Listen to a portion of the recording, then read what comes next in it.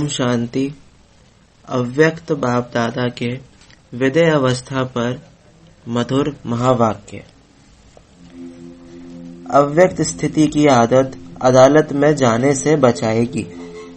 जैसे यहाँ भट्टी में व मधुबन में चलते फिरते अपने को अव्यक्त फरिश्ते समझते हो, वैसे कर्म क्षेत्र व सर्विस भूमि पर भी यह अभ्यास अपने साथ ही रखना है। एक बार का किया हुआ अनुभव कहाँ भी याद कर सकते हैं, तो यहाँ का अनुभव वहाँ भी याद रखने से व यहाँ की स्थिति में वहाँ भी स्थित रहने से बुद्धि को आदत पड़ जाएगी।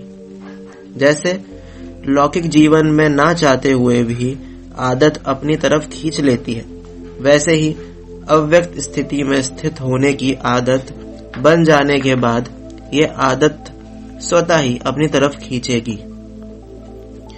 इतना पुरुषार्थ करते हुए कई ऐसी आत्माएं हैं जो अब यही कहती है कि मेरी आदत है, कमजोरी क्यों है, क्रोध क्यों किया, कोमल क्यों बने, कहेंगे मेरी आदत है। ऐसे जवाब अभी भी देते हैं, तो ऐसे ही ये स्थिति व इस अभ्यास की भी आदत बन जाए तो फिर ना चाहते हुए भी ये अव्यक्त स्थिति की आदत अपनी तरफ आकर्षित करेगी। ये आदत आपको अदालत में जाने से बचाएगी, समझा। जब बुरी बुरी आदतें अपना सकते हो तो क्या ये आदत नहीं डाल सकते हो? 2-4 बारी भी कोई बात प्रैक्टिकल में लाई जाती है तो प्रैक्टिकल में लाने से प्रैक्टिस हो जाती है। जब यहाँ प्रैक्टिकल में लाते हो और प्रैक्टिस हो जाती है तो प्रैक्टिस की हुई चीज क्या बन जानी चाहिए? नेचुरल और नेचर बन जानी चाहिए, समझा। जैसे कहते हैं ना, ये मेरी नेचर है, तो ये अभ्यास प्रैक्टिस से नेचुरल और नेचर बन जाना चाहिए। ये स्थिति जब नेचर बन जाएगी फिर क्या होगा? नेचुरल कैलेमिटीज हो जाएंगी। आपकी नेचर ना बनने के कारण ये नेचुरल कैलेमिटीज रुकी है, क्योंकि अगर सामना करने वाले अपने स्वस्थिति से उन परिस्थितियों को पार नहीं कर सकेंगे तो फिर वह परिस्थितियां आएंगी कैसे? सामना करने वाले अभी तैयार नहीं है, इसलिए ये पर्दा खुलने में देरी पड़ रही है।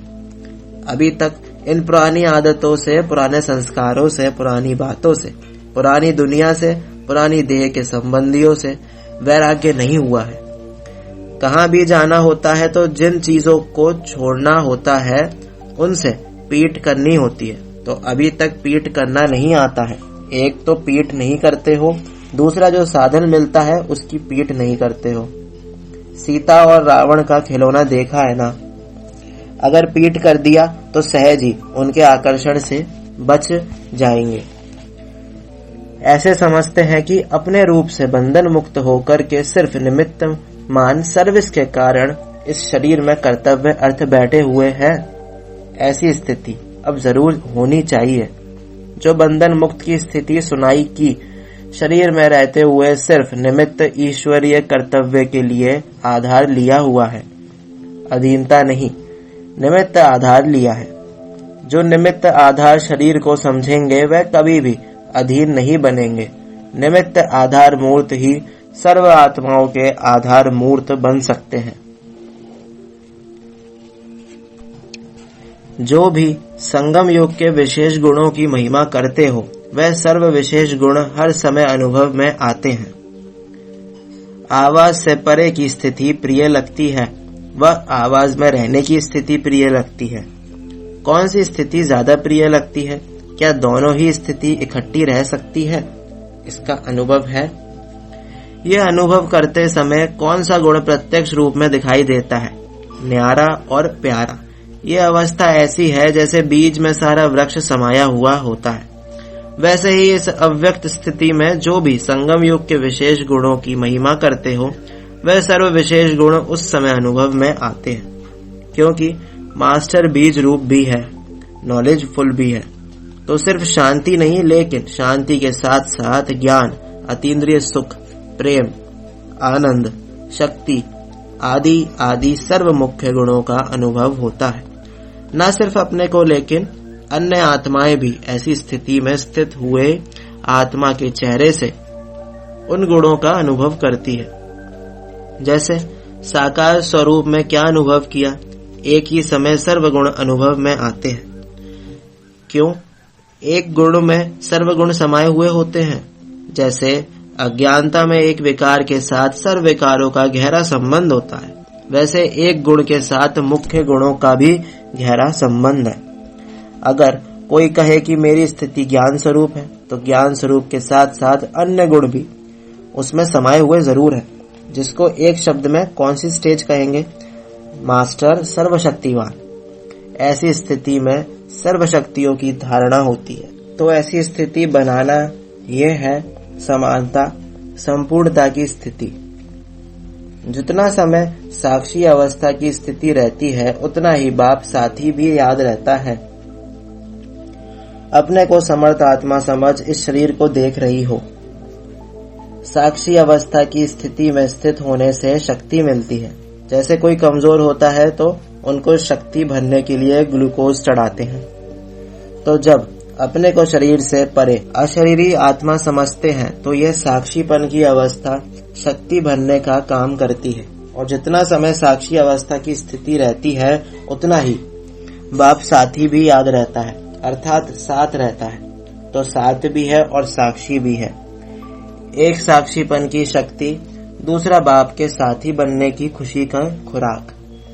तो बताओ फिर क्या बन जाएंगे?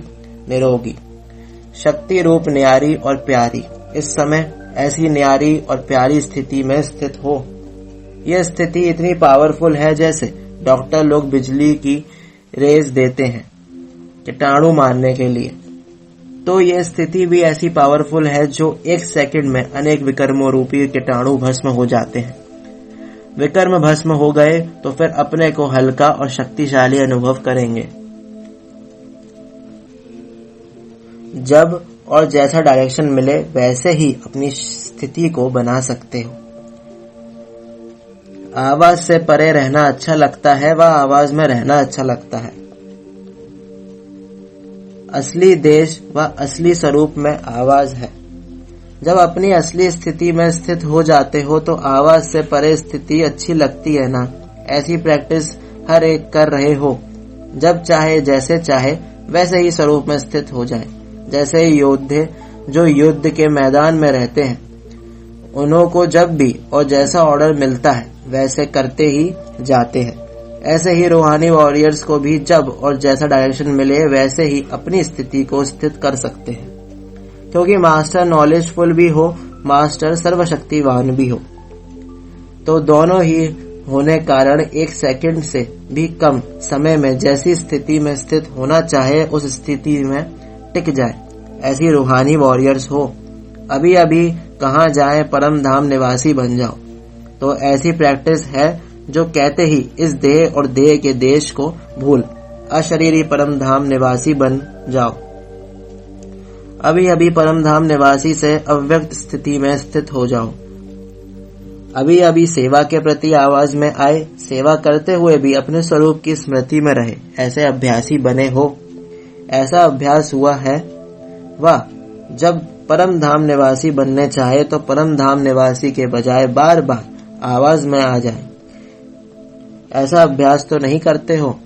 अपनी बुद्धि को जहां चाहो वहां एक सेकंड से भी कम समय में लगा सकते हो। ऐसा अभ्यास हुआ है।